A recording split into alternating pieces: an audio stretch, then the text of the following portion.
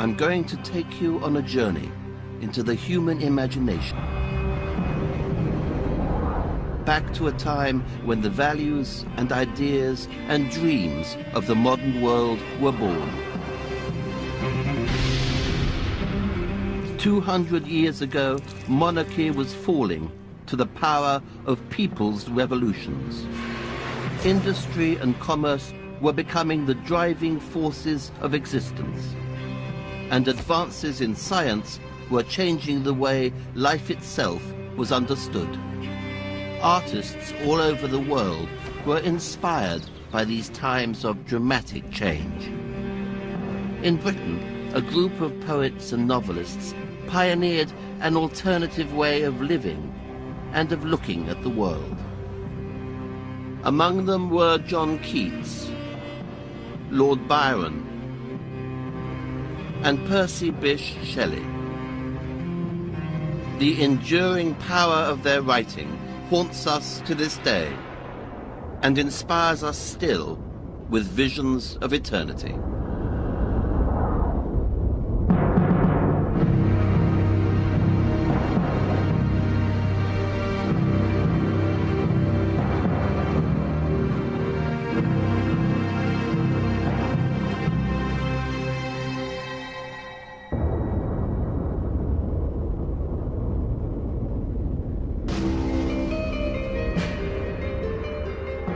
In Oxford, during the winter of 1811, an anonymous pamphlet was posted to all the bishops and heads of the colleges at the university.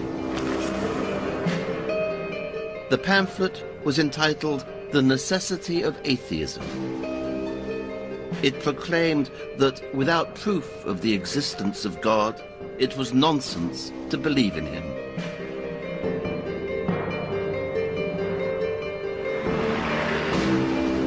Within 20 minutes of a copy of the pamphlet being placed in the window of a bookshop on the High Street, a clergyman entered and demanded that all copies be burned.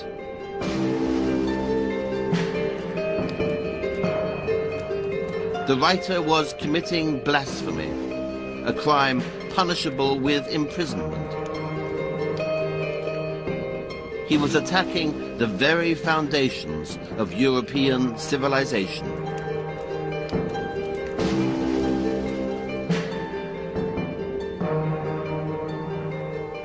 This is the story of a search for meaning in a world without God.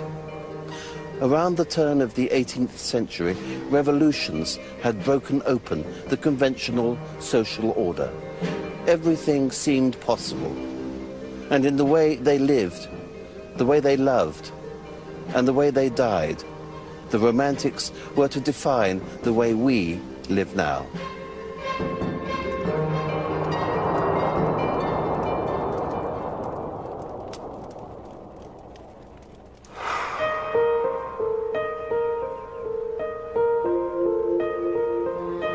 In the autumn of 1797, the writer Samuel Taylor Coleridge was exploring the wild coastline of North Devon.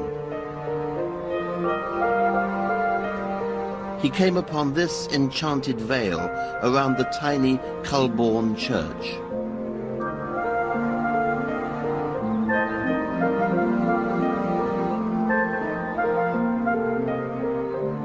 But he was in ill health, suffering from dysentery. He rested here at this farmhouse, known as Ash Farm. And here he took a remedy for his pains.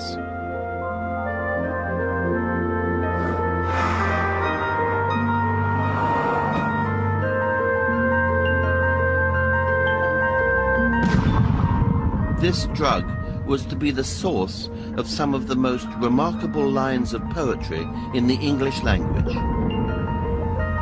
The drug was opium.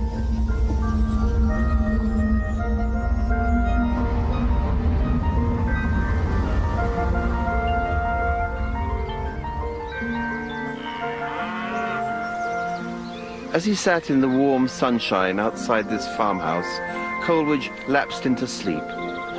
The drug took hold of him and lifted him to a different level of consciousness. He was beginning a voyage of discovery to the limits of the human imagination.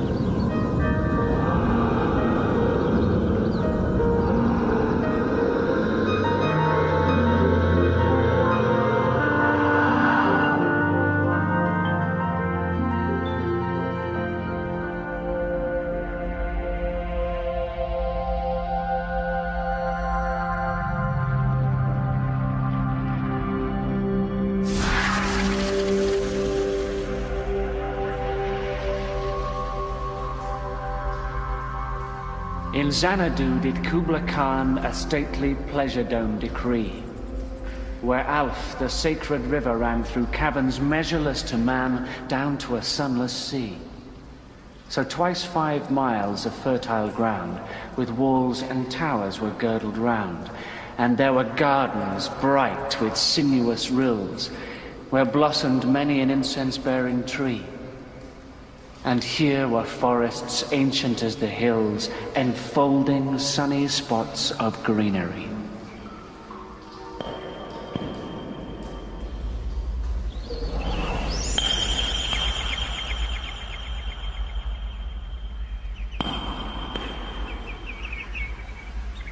On waking, Coleridge vividly remembered his strange oriental vision.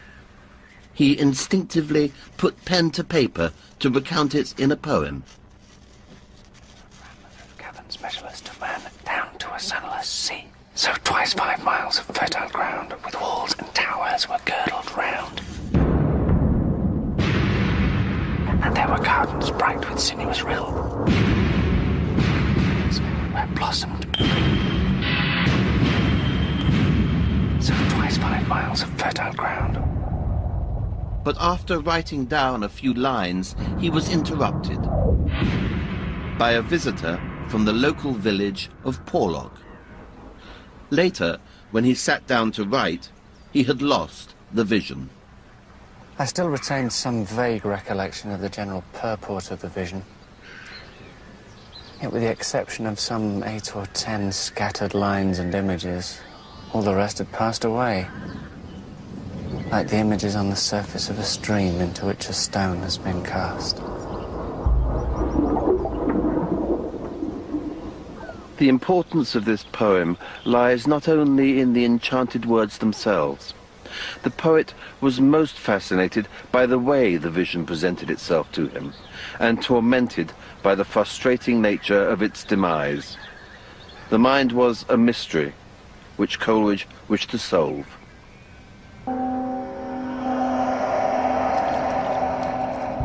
But in his exploration of the imagination, Coleridge was to be drawn into deep personal despair. Opium had unlocked the door to the inner world, but slowly addiction took hold of him. He was taking larger and larger quantities of laudanum, a solution of opium mixed with alcohol.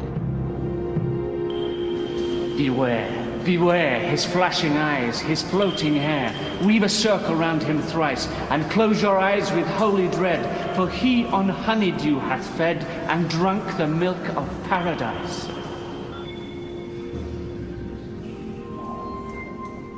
By 1807, Coleridge was paranoid, desperate, and without employment. Wrecked on the shore of an increasingly unstable life. Yet his experiences with opium would transform our understanding of the imagination.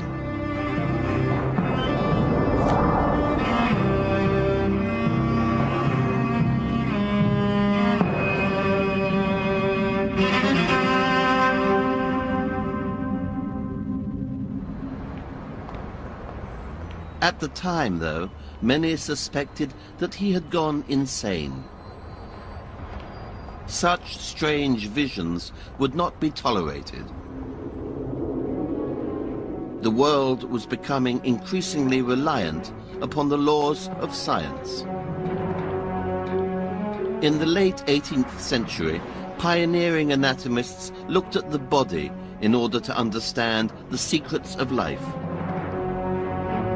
They dissected, noted, and charted every bone, organ, and muscle, every vein, artery, and ligament. They reduced the human form to the components of a machine.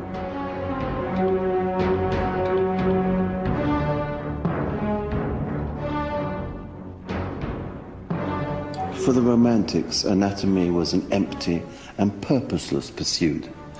They believed that the body was pervaded by a spirit that defied categorization.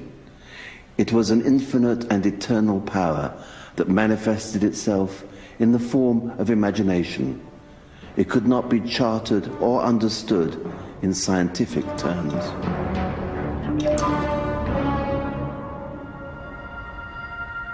Samuel Taylor Coleridge argued these theories at a great place of scientific learning, the Royal Institution of Great Britain.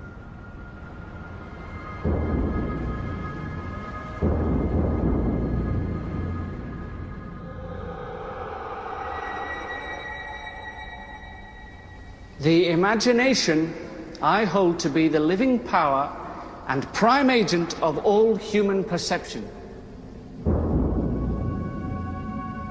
and as a repetition in the finite mind of the eternal act of creation.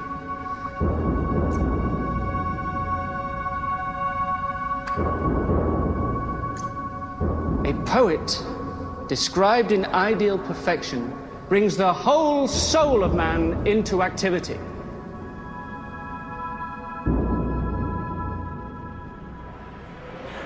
Coleridge saw the imagination as the soul itself, and he was suggesting that the key to the identity of all human beings lay within the recesses of the mind. He was an early exponent of the unconscious, before that word even existed. He believed that the imagination had the ability to create new worlds, and even to change lives.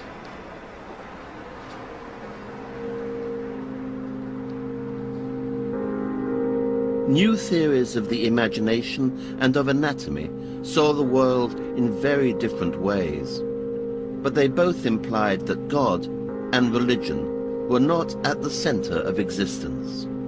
Each person had a body and a mind and was in control of them. In October 1815, a young Londoner attended his first anatomy demonstration as a student at Guy's Hospital.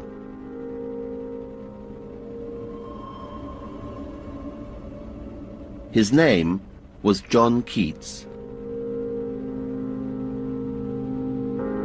Keats became a trainee surgeon and experienced the full horror of conducting operations without anesthetic.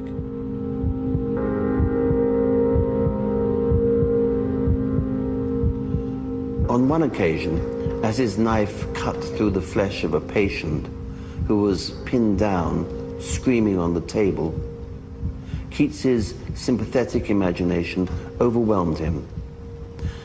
The patient's pain became his own pain.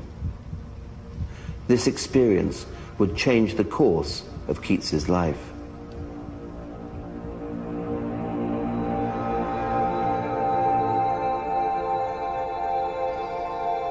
My last operation was the opening of a man's temporal artery. I did it with the utmost nicety.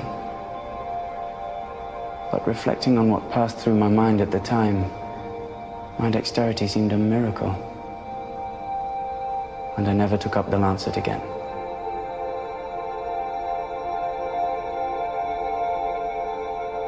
Keats had discovered the power of empathy. He chose art over science, the imagination over the body, and became a poet. He wanted to heal through his words and images.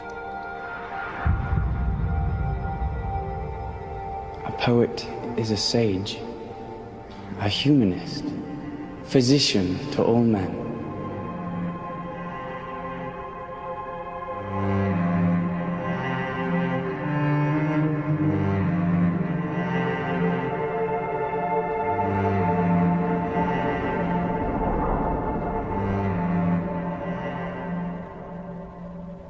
Keats and a new generation of romantics would study the human soul as intensely as the anatomists had studied the human body. Their quest was to answer the greatest questions of all, to understand the true nature of life, to explain their purpose on the earth.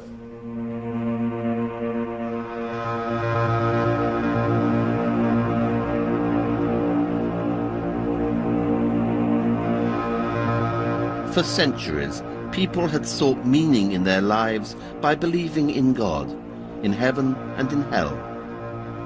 But one young romantic claimed that atheism was the necessary foundation of a free and enlightened life. He was the author of this anonymous pamphlet, a brilliant young Oxford student who claimed that without proof of the existence of God, it made no sense to believe in him.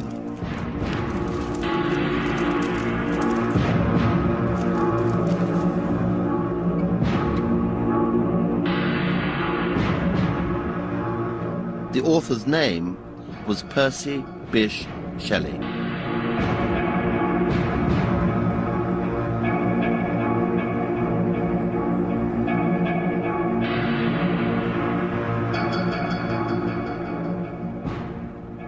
All religious nations are founded solely on authority. All the religions of the world forbid examination and do not want one to reason. Authority wants one to believe in God. This God is himself founded only on the authority of a few men who pretend to know him and to come in his name and announce him on earth. A God made by man undoubtedly has need of man to make himself known to man.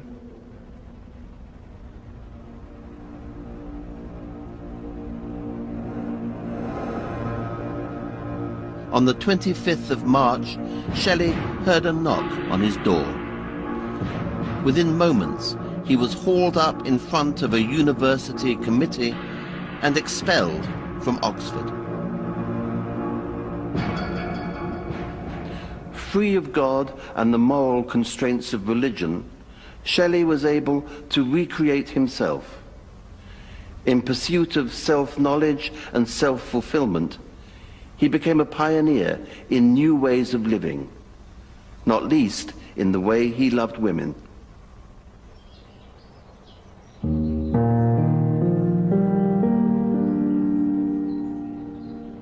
After leaving Oxford, Shelley married a young woman named Harriet Westbrook. They had a child together. But Shelley soon tired of his wife. He would disappear to meet another young woman in Old St. Pancras churchyard.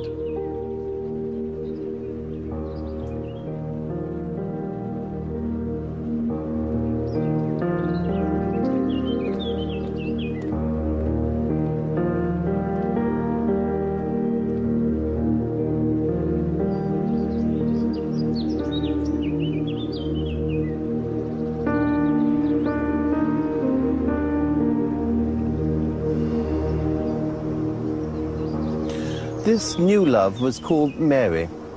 Shelley used to meet her here, beside the grave of her mother. It was even suggested that Shelley took Mary's virginity on the gravestone itself. He wrote a poem about the experience of their union. To spend years thus, and be rewarded as thou, sweet love, requited me when none were near. Oh, I did wake from torture for a moment's sake. Thy lips did meet mine tremblingly. Thy dark eyes threw their soft persuasion on my brain, charming away its dream of pain.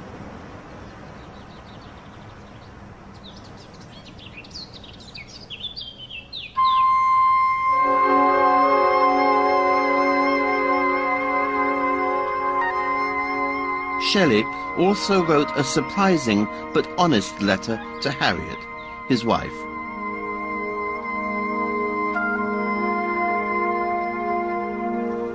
I am united to another.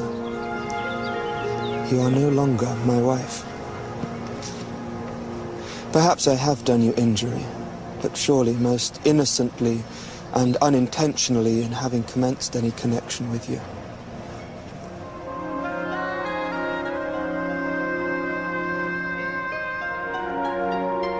Shelley's own intensity of feeling was the most important thing to him.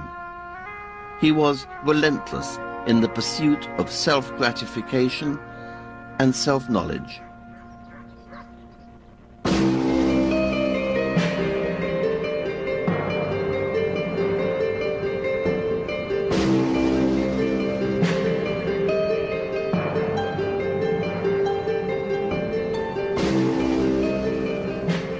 At 4 o'clock in the morning of the 28th of July, 1814, Shelley stood impatiently on the corner of Skinner Street in London, beside a horse and carriage. In time, 2 young women appeared, carrying small bundles.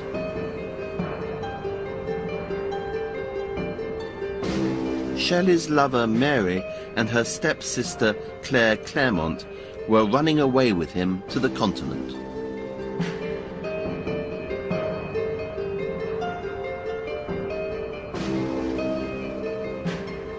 Love withers under constraint. Its very essence is liberty. It is compatible neither with obedience, jealousy, nor fear. Love is free. To promise forever to love the same woman is not less absurd than to promise to believe the same creed. Such a vow, in both cases, excludes us from all inquiry.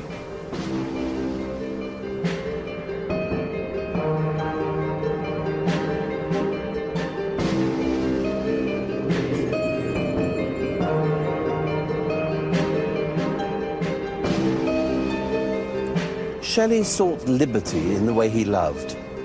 To elope with one woman would have caused scandal enough. But he was violating social conventions in order to pursue his most intense feelings. In doing so, he pioneered the notion of free love. The liberty with which we conduct our modern love affairs owes much to Shelley's actions. The Romantic movement was reaching its final significant flourish. These pioneers were defining a new way of living, driven by individual will and feeling. And a whole generation of adoring fans was being inspired by a poet who became the first modern celebrity. His family home was Newstead Abbey. This man would pioneer an extreme form of living from within the halls of the aristocracy. His name was George Gordon, the 6th Lord Byron. The great object of life is sensation. To feel that we exist, even though in pain.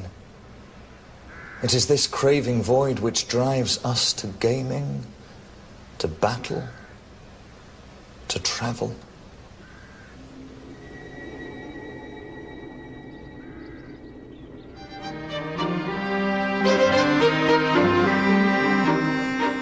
In 1812, Byron prepared a poem for publication. It was about a noble but disaffected wanderer, not dissimilar to Byron himself, who travelled Europe in search of exotic experience. His house, his home, his heritage, his lands, the laughing dames in whom he did delight, whose large blue eyes, fair locks, and snowy hands might shake the saintship of an anchorite, and long had fed his youthful appetite, his goblets brimmed with every costly wine, and all that mote to luxury invite without a sigh, he left to cross the brine and traverse Panem shores and pass Earth's central line.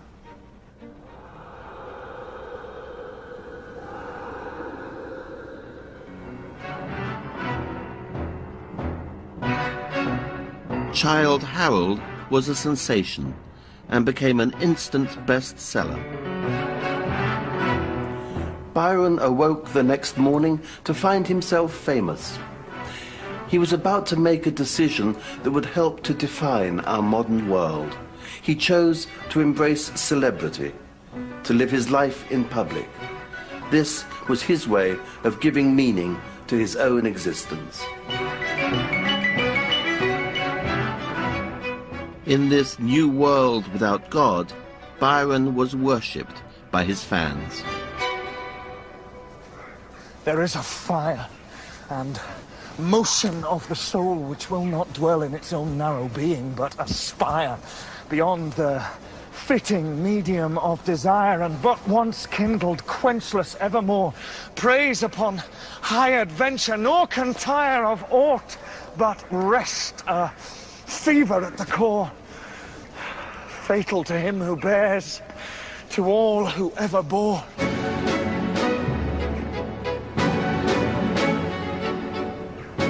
Byron's readers were fascinated by the mystery at the heart of the hero. Why was Childe Harold so melancholy, so difficult to satisfy? They were more than eager to attribute the unhappiness to Byron's turbulent personal life, to his own desire for excess and extreme experience. There was a deluge of enthusiastic letters.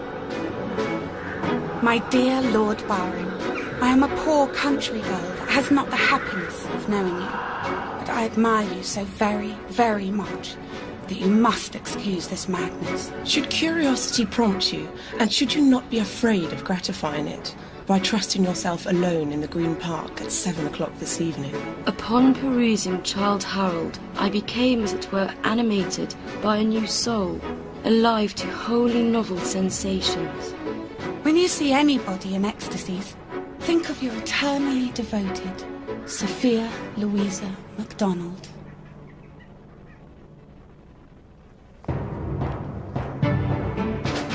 Lord Byron's fans all wanted to be romantics, dissatisfied, yearning for new experience and heightened sensation.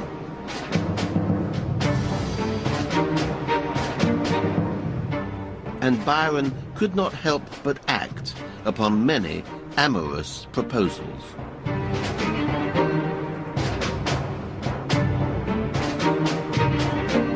Scandalous scenes were played out here at his house in Piccadilly.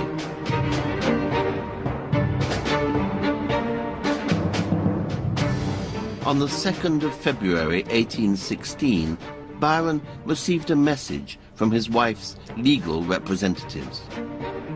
She was asking for an official separation. Byron would use the scandal to enhance his theatrical public image. The fashionable world was divided into two parties, mine consisting of a very small minority. The reasonable world was naturally on the stronger side, which happened to be the ladies, as was most proper and polite. The press was active and scurrilous.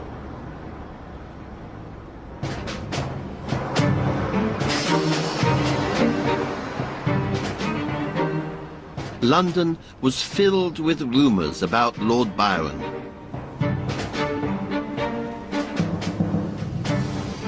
Whether they were true or not no longer mattered. The myth of the romantic personality of Byron was much stronger than any reality.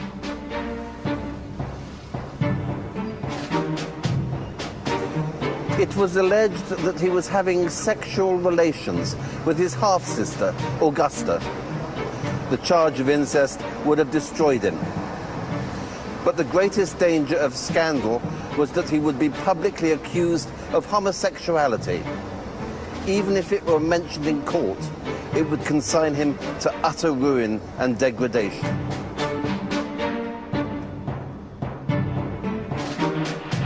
I was accused of every monstrous vice by public rumour and private rancour. My name, which had been a knightly or a noble one since my fathers helped to conquer the kingdom for William the Norman, was tainted. Faced with the possibility that he might be publicly accused of incest and sodomy, he agreed to sign an official deed of separation in the spring of 1816. 2 days later, on the morning of the 23rd of April, a huge crowd gathered outside Byron's house.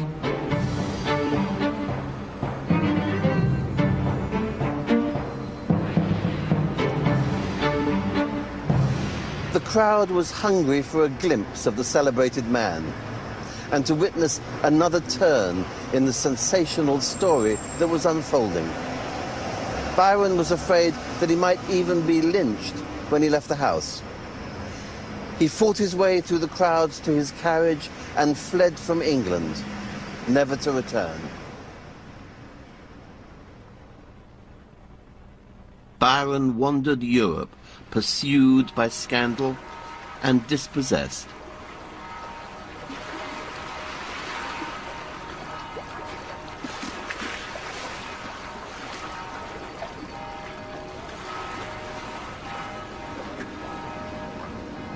He finally made a home in Venice.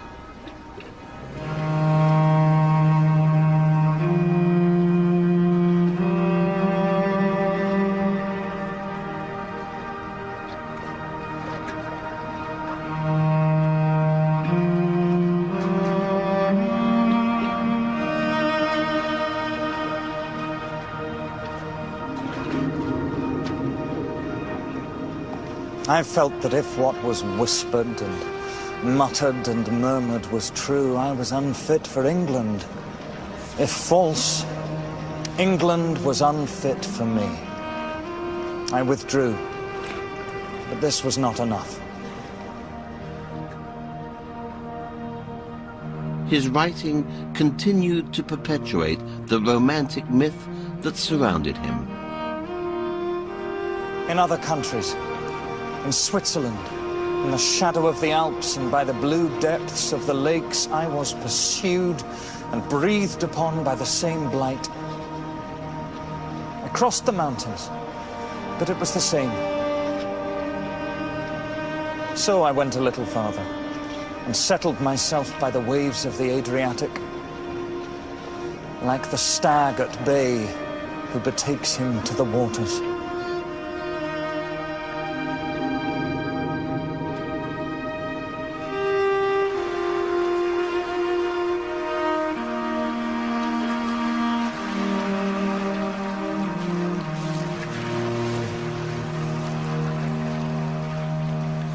For the public at large, Lord Byron had redefined the figure of the poet as a man of danger and of intrigue. He was a living poem, a man of insatiable passion and of infinite experience. But this wasn't everybody's idea of a poet.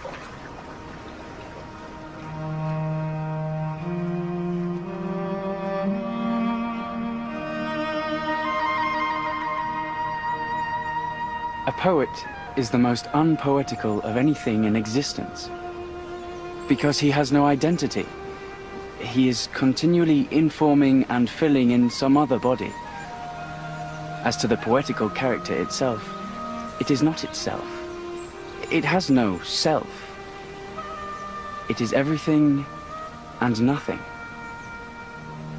It has no character.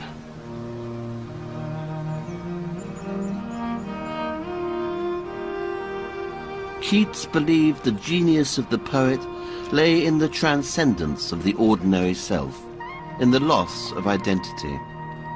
This way he could imagine himself in 1,000 different lives and forms. Byron despised the quieter and more sensitive outlook of John Keats, calling his work piss-a-bed poetry and mental masturbation. For him, sensationalized experience was the key to the creative imagination.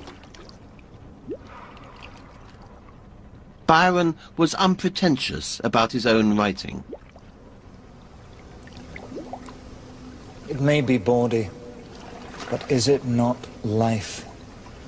Could any man have written it who has not lived in the world and tooled in a post-chaise, in a hackney coach, in a gondola, against a wall, in a court carriage, in a vis-a-vis, on a table, or under it? Without a god to give purpose to his existence, Byron sought meaning through a frantic public life of sensation. The bawdier, the better. John Keats was a very different kind of romantic. From his earliest years, he experienced the solitude and emptiness of death.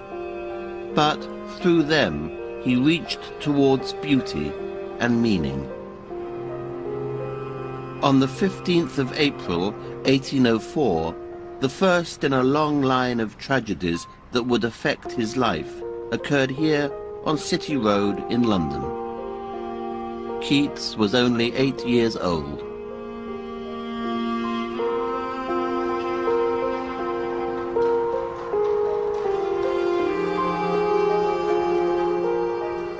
At 1 in the morning, a watchman spotted a riderless horse astray on the road. This disturbing image meant tragedy.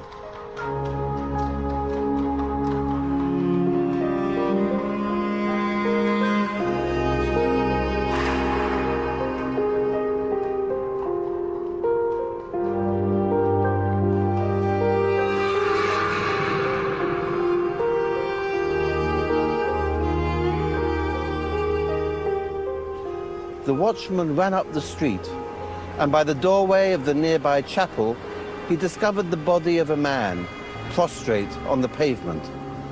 He was covered in blood, from a deep wound to the head. The man, named Thomas Keats, died the following morning. John Keats had lost his father. It was the beginning of a pilgrimage through grief that would also be a journey into the soul. Do you not see how necessary a world of pains and troubles is to school an intelligence and make it a soul?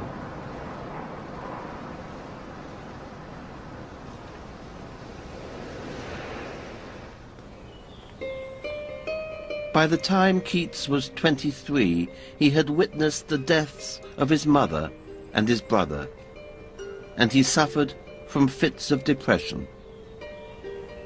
But there were moments here at his house in Hampstead when his experiences of death made him more intensely in love with life than ever.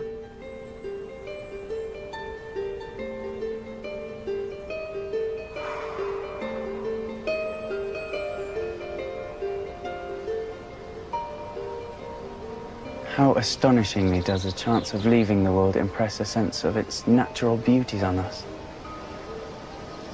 I muse with the greatest affection on every flower I have known from my infancy. Their shapes and colors are as new to me as if I had just created them with a superhuman fancy.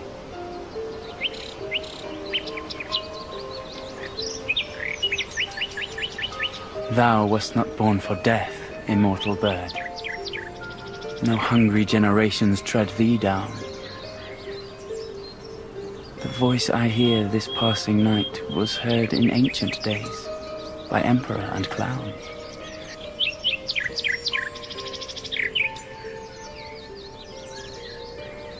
Keats imagines the birdsong echoing through time. In hearing the bird, he experiences infinity for a fleeting moment. His own mortal life felt short, and the sensations of living were all the more intense.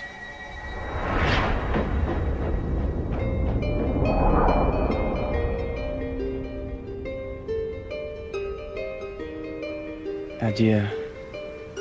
Adieu, thy plaintive anthem fades past the near meadows, over the still stream, up the hillside, and now 'tis buried deep in the next valley glades. Was it a vision or a waking dream? Fled is that music. Do I wake or sleep?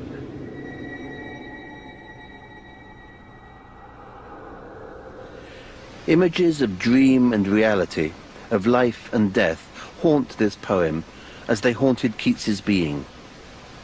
And on Thursday, the 3rd of February, 1820, he was visited by an image that would pursue him until his own death.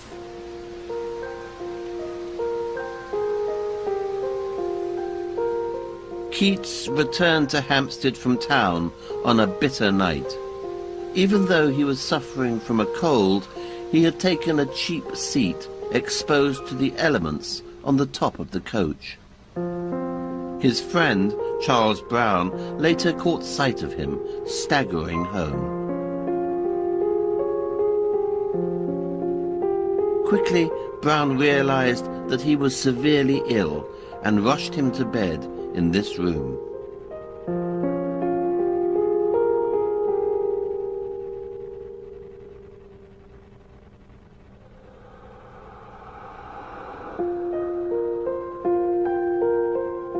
As Keats lay down on his pillow, he coughed.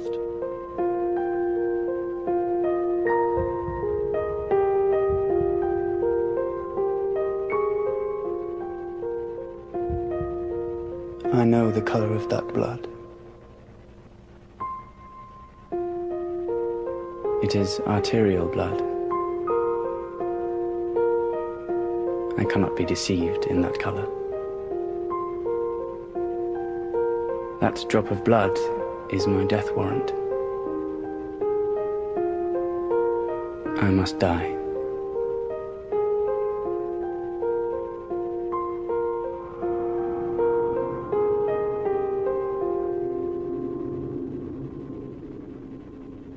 Keats was dying of tuberculosis. For centuries, those in his extreme plight would have prepared to meet their God. But times had changed.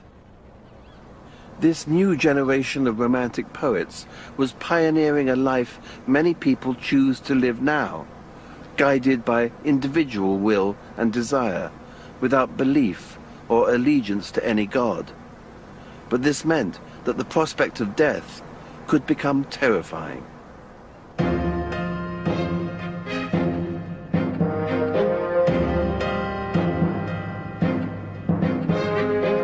Without the solace of an afterlife, Keats needed an alternative assurance of eternity. And he would find it in art. He made the long journey to spend his last days in Rome, amid the great ruins of that ancient civilization.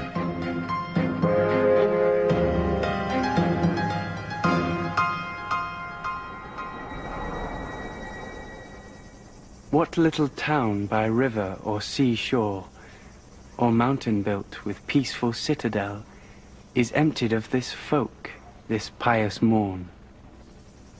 And, little town, thy streets for evermore will silent be, and not a soul to tell why thou art desolate can e'er return.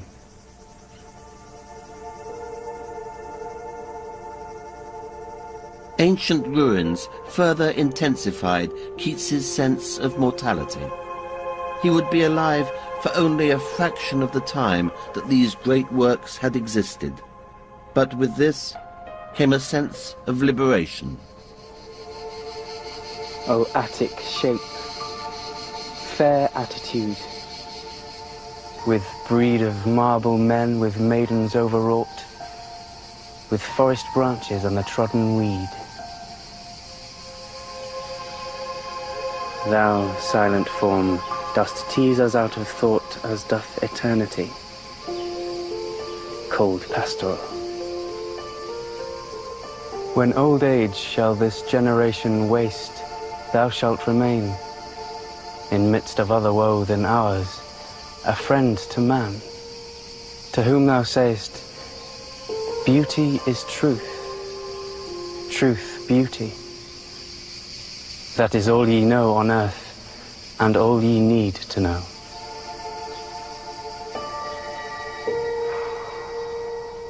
In this poem, Keats sees the prospect of immortality in the art of antiquity.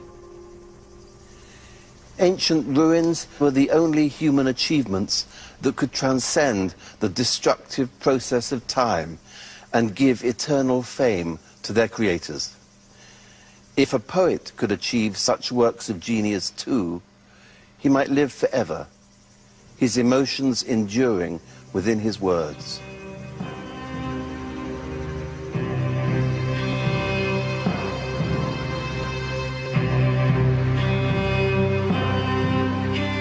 Keats spent his last days bedridden in an apartment overlooking the Spanish Steps.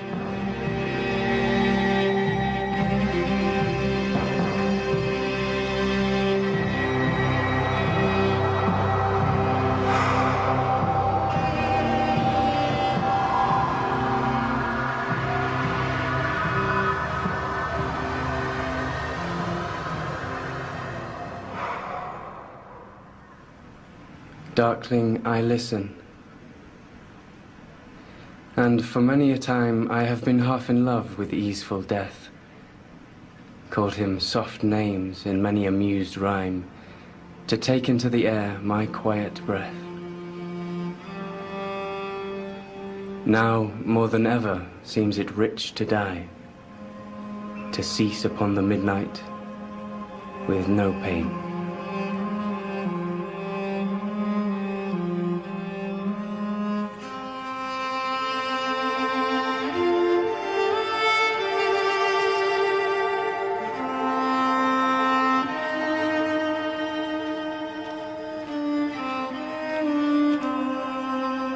Keats feared that in death he would be forgotten.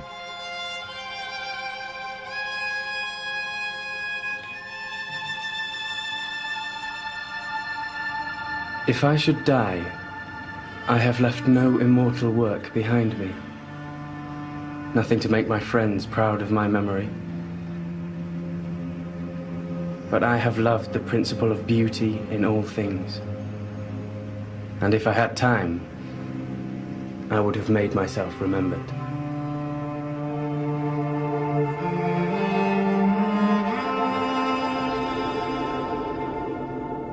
On the 23rd of February 1821, he died in this room. He was in his 26th year.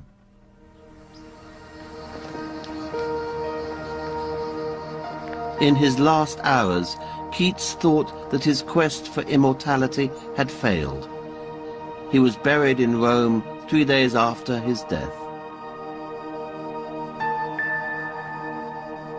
For his epitaph, he chose an inscription that reflected his final sentiments. Yet Keats's memory did not dissolve as he had predicted. As the news of his death spread among the Romantics, his poetry began to be read more intensely. His words became monuments to his life and his emotions.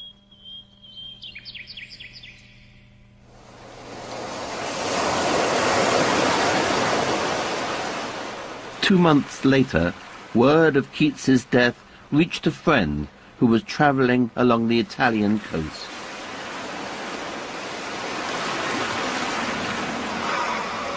He wrote a poem comparing Keats to Adonis, a character from Greek mythology, whose scattered blood became beautiful roses. I weep for Adonais. He is dead.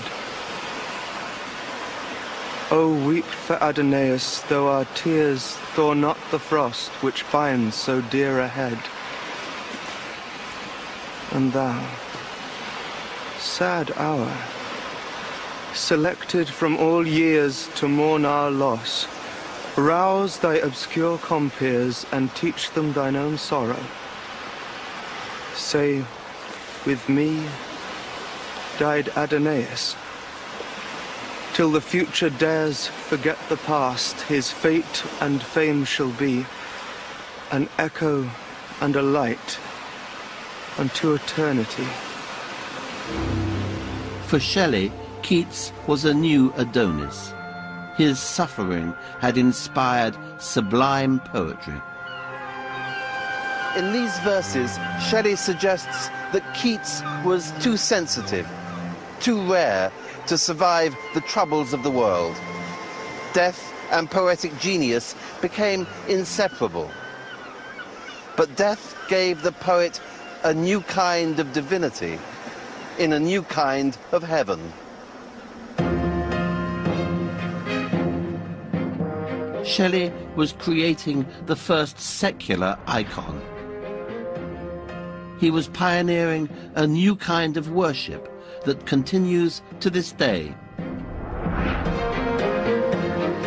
I am born darkly, fearfully afar. Whilst burning through the inmost veil of heaven, the soul of Adonais, like a star, beacons from the abode where the eternal are. For Shelley, poetry became a substitute for religion. I burn with impatience for the moment of Christianity's dissolution.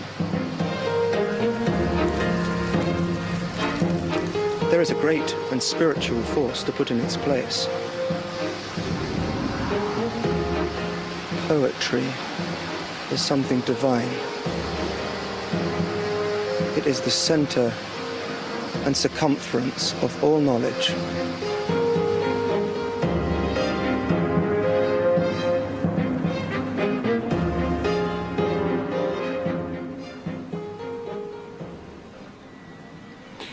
If poetry was the new religion, then the poet could become God. This idea led Shelley into a dark place, a place of horror and loneliness, of division and self-estrangement, a place where he would come face to face with his own self.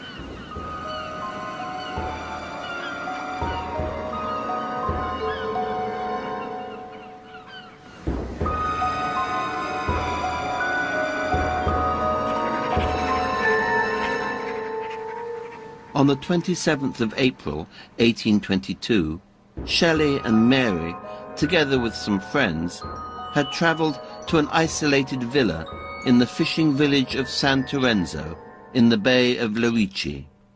Shelley became deluded, seeing visions and phantoms all around him.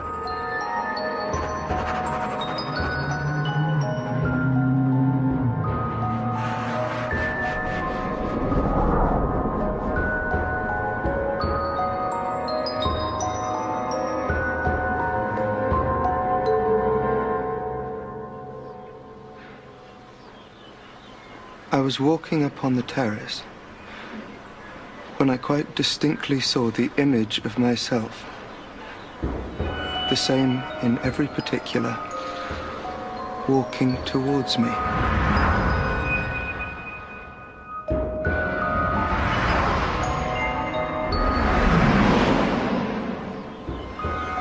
I, myself, my double, came up to me and asked me, "How long do you mean to be content?"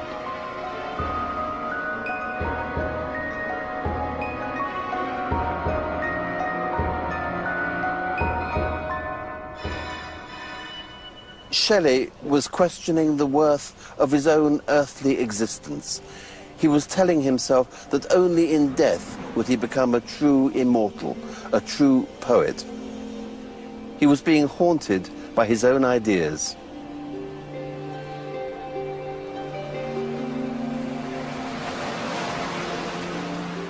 On the 8th of July, Shelley went out sailing with a friend in the Gulf of Spezia.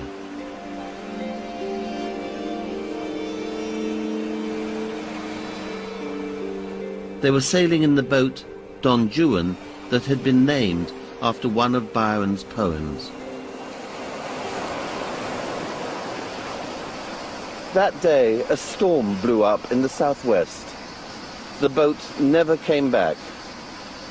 Shelley's body was washed up on shore some 10 days later. In his pocket was found a book of Keats's poems.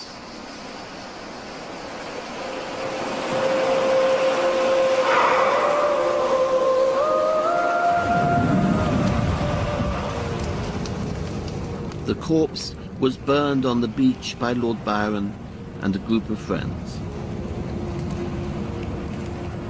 A fire was lit underneath the great furnace when frankincense and salt were scattered upon the flames. It was a scandalous and atheistic act, but one that befitted the Romantics.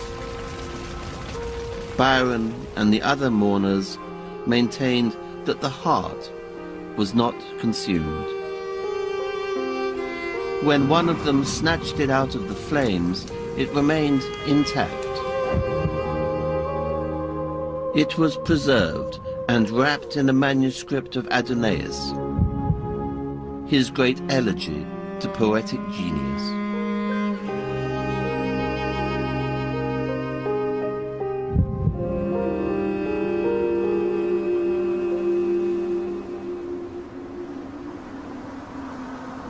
The heart and the manuscript are symbols of what had become of the Romantics. As they had argued, the body was of no consequence. What mattered was the work itself. That work represents the spirit of the Romantics, a spirit that endures within all of us. In the rebellion of each new generation, in their desire for fresh experience, in the celebration of originality and of genius, even in the modern veneration of the rock star and the actor, we can find traces of that romantic legacy. It is all around us, as deeply imbued as the belief in liberty and the need for self-determination. We have become individuals striving towards an uncertain future. We are all Romantics.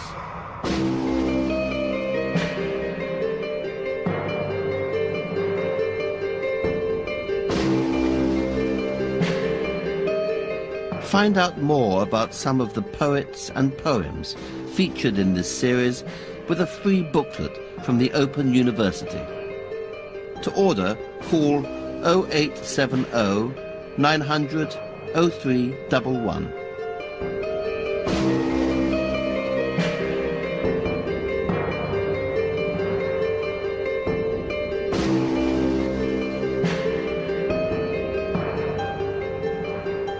Hear more of the Romantics poetry at bbc.co.uk/Romantics.